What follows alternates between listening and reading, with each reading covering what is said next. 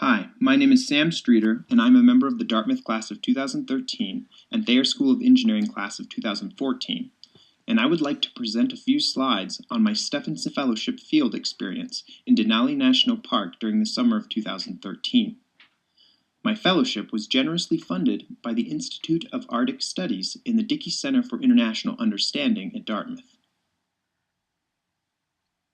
My field experience related to my senior honors thesis in engineering sciences and involved helping Dr. Erich Osterberg, an assistant professor in the Earth Sciences Department, redesign his ice core melting system for paleoclimate research.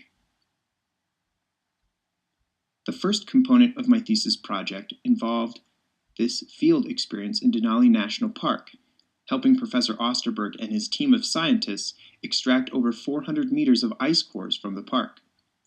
The 6-week field season was funded by the National Science Foundation and was a collaborative effort between Dartmouth, the University of New Hampshire, and the University of Maine. The second component of my thesis project involved laboratory work back in the Earth Sciences Department Ice Core Melting Laboratory.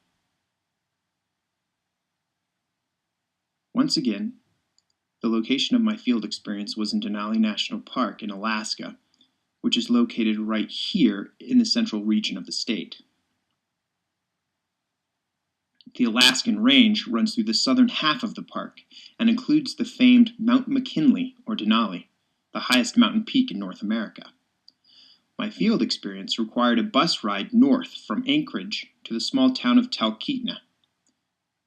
From there, a bushplane flight took me into Denali National Park to the Kahiltna Glacier Base Camp, just south and west of Denali.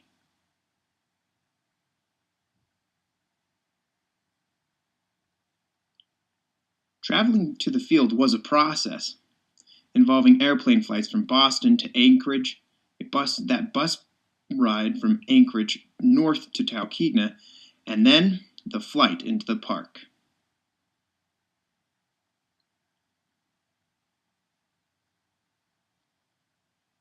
The transition in land cover and topography during the flight was truly awe-inspiring. In just a short 40-minute flight, I had entered a different world, one of snow, ice, and rock. This is an aerial view of the Kahiltna Glacier, and if you look closely right here, you can see my new home away from home, Base Camp. The Kahiltna Glacier Base Camp is situated at 7,200 feet above sea level and is nestled between the 3 highest peaks in the Alaskan Range. Mount Foraker to the southwest,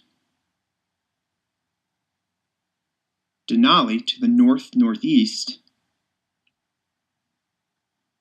and Mount Hunter to the east.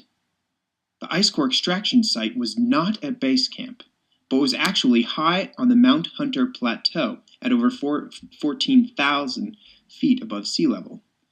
My field experience took place only at Base Camp, but Professor Osterberg had a handful of scientists at High Camp drilling ice cores for the duration of the 6-week field season. Here's a photo of our Base Camp setup, including the solar power tent to the left, the kitchen tent in the foreground, and our personal sleeping tents behind. And of course, Denali looms in the far background at over 20,000 feet above sea level. We ate quite well on the glacier. I gained a new appreciation for good food.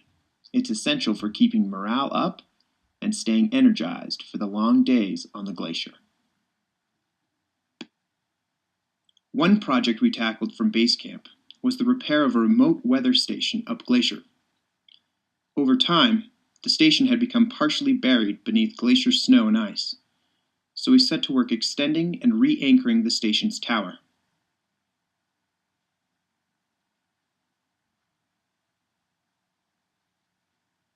The station collects real-time temperature, wind speed and direction, solar irradiance, and other forms of data, and transmits the data wirelessly, such that Professor Osterberg and his team can monitor conditions on the glacier throughout the year.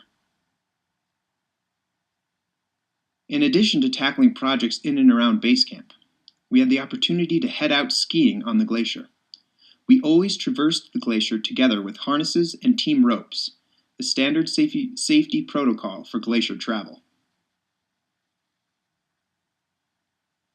Despite living on the glacier, the midday sun could become deceivingly intense, and it occasionally forced us out of our heavy jackets and into t-shirts and ball caps. Almost like sunbathing on the beach. Almost. Now, while I was busy at base camp with Professor Osterberg, the actual extraction of ice cores was occurring at the high camp on the Mount Hunter Plateau, accessible only by helicopter. The team at the high camp drilled ice cores nearly every day during the 6-week field season. Drilling was powered exclusively by a combination of solar power and wind power. Here's a quick snapshot of the inside of the ice core drilling tent at high camp. While I never investigated the drilling tent firsthand, it's evident that a great deal of technical expertise was required to set up and run the ice core drilling system. Each borehole was over 200 meters in depth, but only a few centimeters in diameter.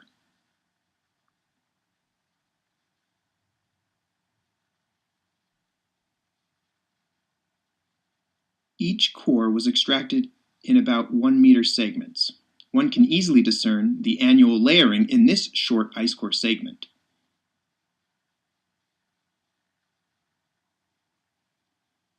The extraction of the cores was quite a process, and first involved helicoptering the cores off the slopes of Mount Hunter and to base camp.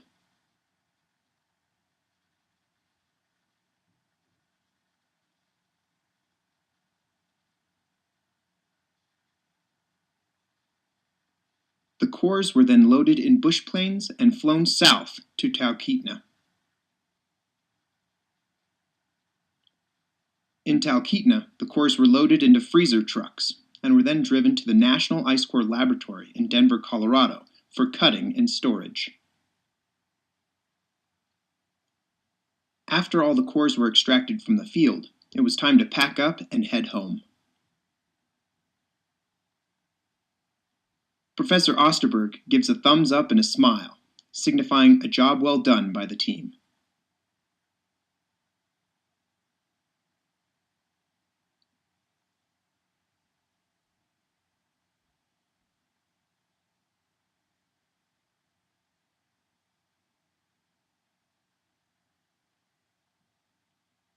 After leaving the field, the team had quite a bit of work organizing and transporting 6 weeks' worth of equipment and gear.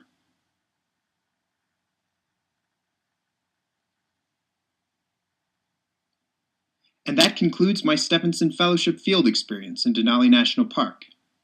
After the field work, I returned to the Dartmouth campus and continued my thesis project based in the Ice Core Melting Laboratory, helping Professor Osterberg redesign the ice core melting system in the Earth Sciences Department. That way, the ice cores extracted from the Denali National Park can be processed and valuable paleoclimate data gleaned from the cores.